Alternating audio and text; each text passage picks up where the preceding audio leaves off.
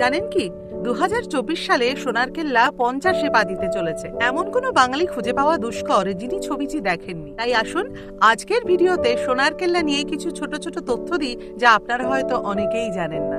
সোনারকেল্লা মুক্তি পেয়েছিল 1974 সালের 27 ডিসেম্বর রাধা, মিনার্ভা, বসুশ্রী এবং বিভিন্ন হলে।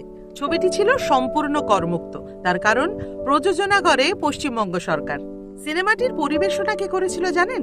ছায়া বাণী প্রাইভেট লিমিটেড। ছবির সম্পাদনার দায়িত্বে ছিলেন স্বয়ং দুলাল দত্ত, যিনি ফিল্ম ইন্ডাস্ট্রির একজন মহিরুহ। এডিটর হিসেবে একজন কিংবদন্তি, সত্যজিৎ রায়ের ভীষণ কাছের মানুষ। চিত্রগ্রহণে ছিলেন এক এবং অদ্বিতীয় সৌমেন্দু রায়। সোনারকেল্লা একটা ইতিহাস। সত্যজিৎ রায়ের এই প্রথম ফেলুদা চরিত্র, যা বাংলা এবং বাঙালি জীবনের সাথে অঙ্গাঙ্গিভাবে জড়িত। সোনারকেল্লা শুটিং এর কিছু অদেখা মুহূর্ত রইল আপনাদের জন্য।